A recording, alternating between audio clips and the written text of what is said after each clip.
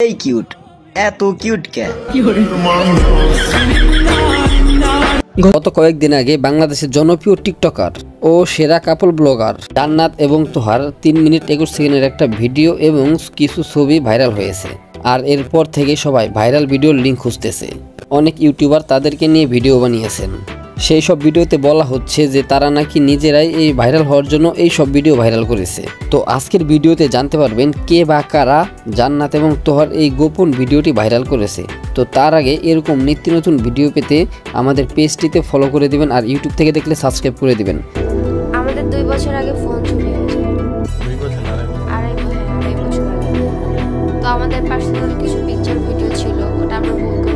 আর ভিডিওটি শেয়ার করতে ভুলবেন না, কারণ এটা সবার জানা উচিত যে কারা এই ভিডিওটি ভাইরাল করেছে।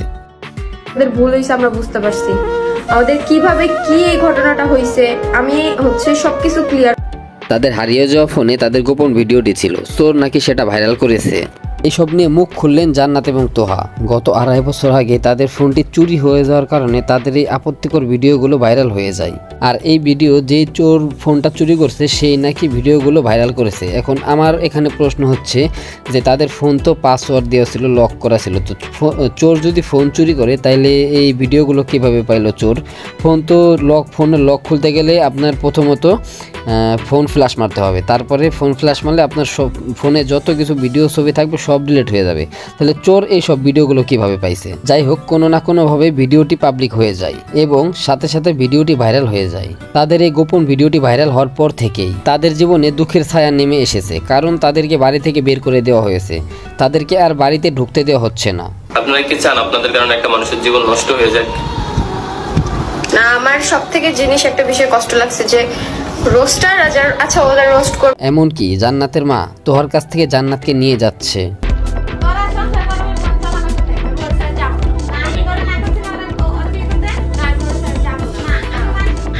যদিও ভুলটা তাদের নিজেদের ছিল, কারণ আবেগের বশে তারা নিজেদের ফোনে নিজেদের ভিডিও ধারণ করেছে এবং তারা স্বীকারও করেছে যে তারা ভুল করেছে।